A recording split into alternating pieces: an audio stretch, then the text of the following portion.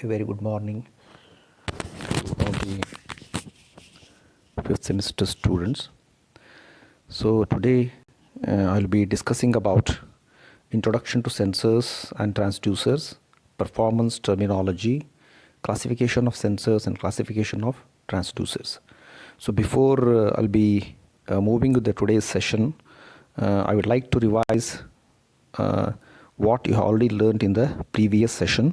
So in the previous session we have already discussed in detail about the measurement systems and how a mechatronic system can be used as a measurement system as well as a control system. And in control system, two types, that is open loop control systems and closed loop control systems, with their advantages, disadvantages and applications. So that means it is very clear that if you go back to the previous session and observe the block diagram, so any type of mechatronic system that can be designed for the purpose of either measurement or for controlling a certain parameter, then we need to have three important elements, that is control unit, correction unit and the process, and the feedback device or a feedback element, especially in the case of closed loop control system. So in that, the three important elements could be control unit, correction unit and process. So the first one, as we know very well, that first of all we require a particular type of sensor to sense any type of physical quantity. It may be a temperature, it may be a force, or it may be a pressure, it may be a speed, whatever is there. And we shall have a discussion with the sensors now. So as you are going to see in this particular figure, so here you are going to see about the real world. What is this real world? Real world is nothing but the quantities that we are going to measure in all the around us. We require to control certain physical quantities. Then you are going to have about the transducers and sensors. Okay, so transducers or sensors are going to sense the physical quantities. Then it can be used for the purpose of conversion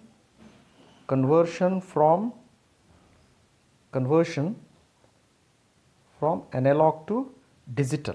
Okay, that is what you are going to see in this case. Okay, that is analog to digital signal, because around us we are having all the physical parameters like temperature, force, pressure, etc. They are called as analog signals. They are also called as real world environment.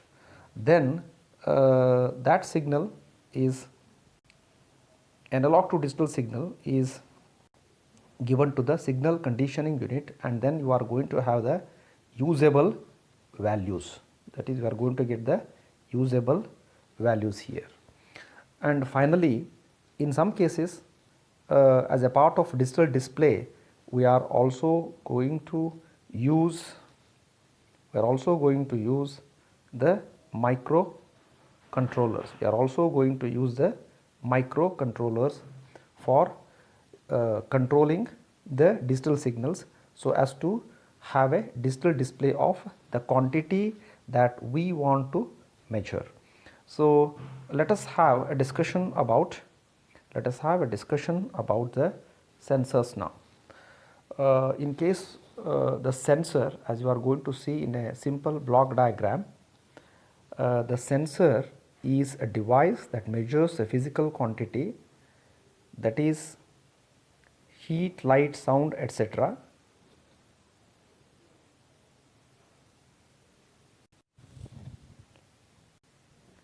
The sensor is a device that measures the physical quantity, that is heat, light, sound, etc. into an easily readable signal, that is voltage and current, and it gives the accurate readings after calibration. So a sensor, basically a particular type of sensor is designed for measuring or sensing the particular type of physical parameter. For example, temperature sensor design is different from pressure sensor, from force sensor, etc. So any sensor is going to sense first the physical quantity or physical changes of that, then it senses and converts it into an output signal. Generally the output signal is a non-electrical quantity. Again, it is further converted into an electrical quantity, generally in the form of a millivolts. Then it has to be amplified and used for further processing. The example we are taking here, very simple example of a sensor.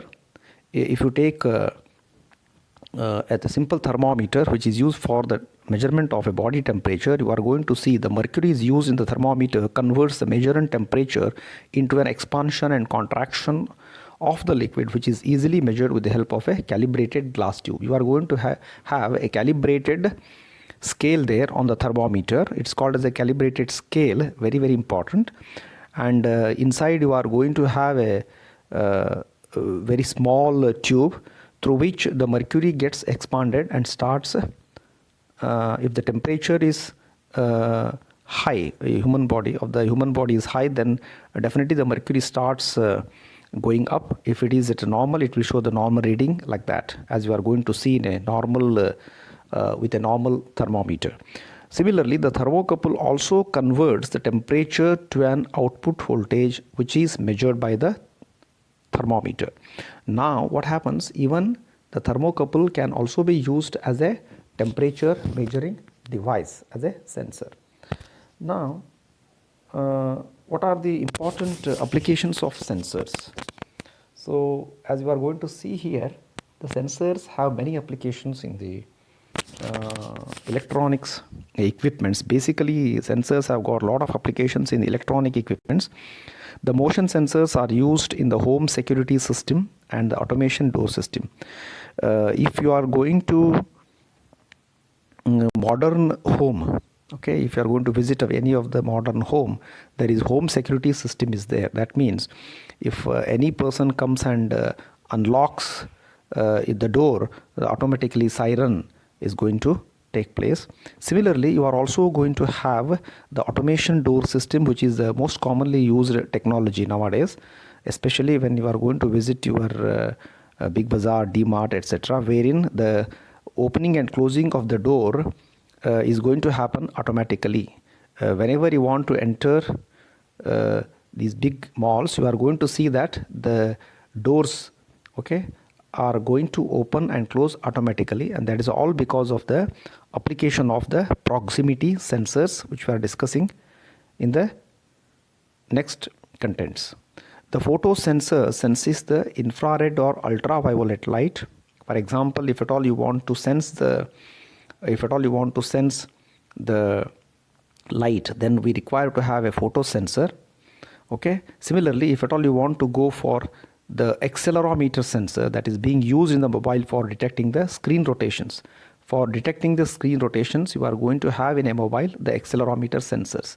So like this, these are some of the important applications where the sensors are being used. Similarly, let us have a discussion about the transducer. So as you are going to see in a simple block diagram here, a transducer is a combination of sensor and signal conditioning unit. The transducer is a device that changes the physical attributes of non-electrical signal. That is, non-electrical signals means all this type of signals like temperature, force, these are called as non-electrical signals. That changes the physical attributes of the non-electrical signal into an electrical signal, that is generally in the form of a voltage, which is easily measurable. The process of energy conversion in the transducer is known as a transduction. Sometimes that means transduction means a change. That one form of energy is converted into another form by combining the two elements, that is sensor and signal conditioning together. We call it as a transducer. To give you a simple example, the transduction first by sensing the signal and then by strengthening it for further processing. To give a simple example, suppose if at all I want to go for the measurement of a temperature, the thermocouple is used as a sensor. and the signal conditioner could be an amplifier. So here the sensor is going to sense the temperature only, and not only that, it as it is in combination with the amplifier, the basic function of an amplifier is to amplify the signal that is coming out of the sensor, because the sensor is going to give the output in the form of millivolts that has to be amplified, otherwise it becomes unmeasurable. We want to measure how much amount of voltage is increasing or decreasing as per the quantity of the input signal given at the input side of the transducer. Then we are going to get the output signals. So now again we are just discussing about the signal conditioner. The main function of a signal conditioner is to pick up the signal and convert it into a higher level of electrical signal. Signal conversion is often used by industrial applications that use a wide range of sensors to perform measurements. Due to the different sensors being employed, the signals generated may need to be converted to be usable for the instruments they are connected to. Any sensor signal is capable of being converted to any standard process signal. Now you are going to see here, for example, you are going to see here as a amplifier, you are going to see, as you are going to see here, an amplifier, The main function of an amplifier is to amplify the voltage, means increase the voltage that is coming out of the sensor. Sometimes it is also called as an electronic amplifier too. An amplifier is an electronic device that increases the power of a signal. Basically it is used for increasing the power of a signal. And the same one we are discussing here. Suppose a person is going to speak here, the person is speaking here, then that is called as a sound signal. That sound signal is sensed by the transducer, then it is going to convert it to an electronic signal, an electronic process takes place, then transmitter is there, then you are going to get the signal here also.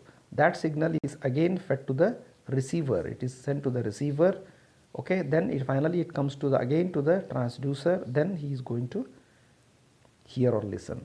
So it means the process takes place in such a way, the sound signal is called analog, again it is converted into an analog signal here itself. That is very, very important. Now let us have a brief discussion about the difference between a sensor and a transducer. Basically, when we speak about the difference between a sensor and a transducer, as we have already discussed, sensor only senses, okay, it senses the physical changes that is going to occur in the surrounding and converting it into a readable quantity. That is the main function of a sensor.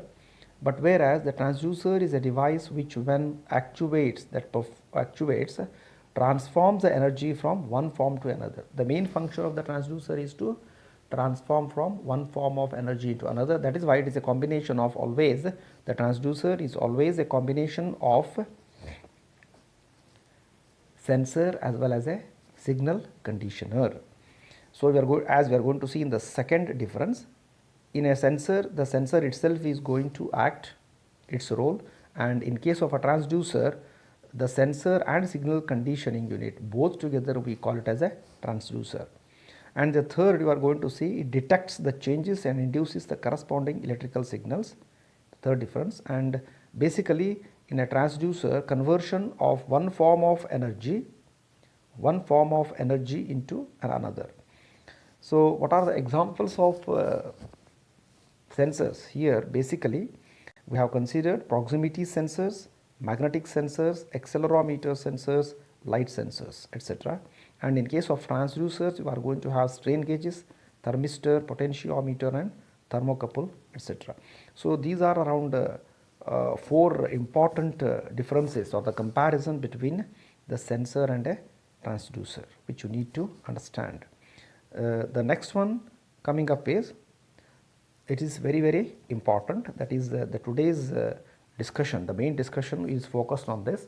So whenever we want to go for the selection of a particular type of a sensor or sometimes transducer, we require to understand what is the base of their characteristics. Means by considering what type of character,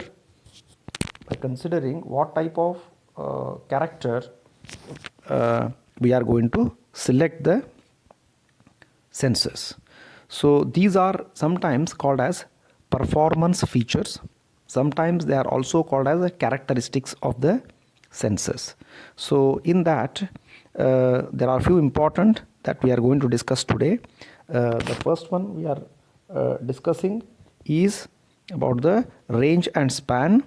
The next one is error, accuracy, sensitivity, precision, hysteresis error, non-linearity error, repeatability and reproducibility, stability, dead band time, resolution, output impedance. So these are some of the performance features which you need to understand. The next one, let us start with the first type, that is range and span. So in the range and span, you are going to, whatever the figure I am showing, this is called as a simple pressure measuring device, or sometimes you can also call it as a pressure sensor. So here you are going to have the range and span. You need to understand what is the meaning of a range and span. The range of a transducers, okay, the range means always whenever any type of sensor is being designed, we require to consider its initial value and the final value, that for what purpose it is being designed. That is, here you are going to see what, 0 value, and here you are going to see 160. So what is the range here? The range is 0 to 160 psi. Similarly, what is the span? 160 minus 0. So it is very clear that the range of a transducer defines the limits between which the input can vary. The difference between the limits, maximum value minus minimum value, is known as a span. So here we have taken an example of a load cell, not a pressure sensor which I am showing here. Okay, here we have taken an example of a load cell. A load cell is a device which is also called as a force sensor. A load cell is used to measure the force, and input force can vary from 20 to 100 newtons. Suppose a load cell is designed, or a force sensor is designed to sense the load from 20 newtons to 100 newtons. Then 20 newtons to 100 newtons means 20 to 100 newtons is called as the range. And what is the span? 100 minus 20, that is 80 newtons. So this is the simple definition of a range and span. So we have to decide what what we expect from a particular type of sensor for sensing the range. Next one which we are going to discuss is about the error. See, as we know very well that any type of a sensor or transducer is not going to give 100% true value. Whatever the value is there is not going to give. That is because of frictional losses, or that is because of environmental conditions, or that may be because of certain moving elements present within the sensor or a transducer whenever we are going to convert signal from one form to another in a particular type of sensor. Then it is clear that always there is some error existing in a sensor. So now let us define what is the meaning of a error. It is defined as the algebraic difference between the indicated value and the true value. There are always two values coming up. One is indicated value and true value. Indicated value is given by the sensor. True value is what value we are measuring. Suppose if at all I want to measure by using temperature sensor, okay, 30 degrees, it is not going to give exactly 30 degrees, it may give 31 degrees or it may give 29 degrees. So now it is very clear that the error is equal to indicated value minus true value. For example, The transducer gives a temperature reading of 30 degrees centigrade. The transducer is going to give the temperature reading of 30 degrees centigrade when the actual temperature is 29. Our actual value is 29. That is why 30 is the indicated value minus 29. The error becomes plus 1 degrees. Suppose if the actual temperature itself is 31 degrees, means true value itself is 31 and indicated value is 30, then we can say 30 minus 31, it is minus 1 degree centigrade. In such a condition, any sensor whenever it is being designed, it is always indicated by its accuracy or error. That is what we are discussing in the next one. Accuracy is defined as the ability of the instrument to respond to the true value of the measured variable under the reference condition. That means how best our sensor is accurate, means how best our sensor is going to reduce the error which we have discussed in the previous. That is, if at all any sensor is designed in such a way that the error is nearer to 0 value, then we can say that it is giving the exact value, means it is quite accurate reading is taken by the sensor or a transducer. Example, a thermocouple has an accuracy of plus or minus 1 degree centigrade. This plus or minus 1 degree centigrade is nothing but error only. It can show, suppose if at all it is designed for a particular range, either it can give you 29 degrees or it can give you 31 degrees. The true value is 30 degrees. Okay, the true value is 30 degrees centigrade, but it is going to give us either 29 degrees or 31 degrees. Sometimes it is also called as a tolerance. It's called as a tolerance.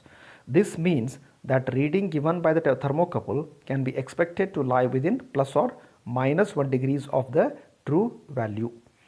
Accuracy is also expressed as a percentage of the full range output or full scale deflection. Example, a thermocouple can be specified as having an accuracy of plus or minus 4% of full range output. First of all, we have to decide what is the total range of the output that we are going to sense. Hence, if the range of the thermocouple is 0 to 200 degrees centigrade, then the reading 0 to 200 degrees centigrade is a range, and 4% of that is nothing but 8 degrees centigrade. So we can say plus or minus 8 degrees centigrade of the true reading, as you are going to see on the screen. The next concept coming up is what? Sensitivity. The sensitivity is the relationship showing how much output we can get per unit input. So that means basically the sensor is used for sensing the input values. The input values will go on changing. The input values of temperature, the input values of pressure, the input values of force will go on changing. So as per the change in the values of the input, the output values are recorded. Then we take the the ratio of the output and input. So that becomes sensitivity. If the output by input is equal to 1, it is 100%. It is 100% working correctly, but in reality it may not be possible, because of some existing error. So that is why we can say that the sensitivity is a relationship showing how much output we can get per unit input.